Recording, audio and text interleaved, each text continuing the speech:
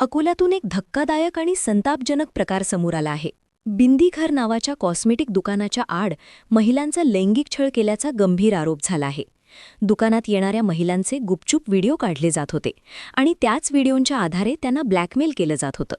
Phone calls, messages, धमक्या, मानसिक दबाव टाकून महिलांना पुन्हा पुन्हा दुकानात बोलावलं जात होतं.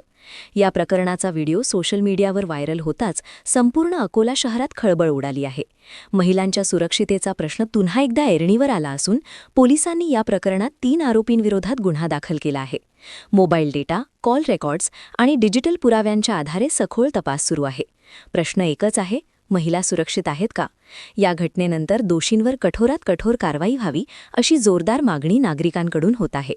कोतवाली पोलीस स्टेशनला पहाटे एक गुन्हा दाखल झाला, ज्यामध्ये एका महिलेने आमच्याकडे तक्रार केलेली आहे की तिला काही इसमांनी तिचा अश्लील व्हिडिओ व्हायरल करून, तिचा ब्लॅकमेल करून तिच्यावर अतिप्रसंग आणि तिचा रेप करण्याचा तिच्यावर प्रयत्न केलेला आहे आणि तिचा बलात्कार केलेला आहे असं तिचं फिर्यादीप्रमाणे तिने म्हटलेलं आहे.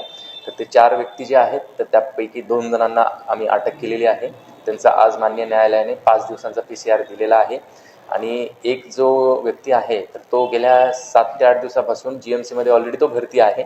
तर तेथून त्याला डिस्चार्ज दिल्यानंतर त्यालाही आम्ही अटक करू. आम्ही आपल्या हॉस्पिटल प्रशासनाशी संपर्कामध्ये आहोत आणि चौथा आरोपी जो आहे तर त्याचा शोध आमची DBची टीम घेत आहे.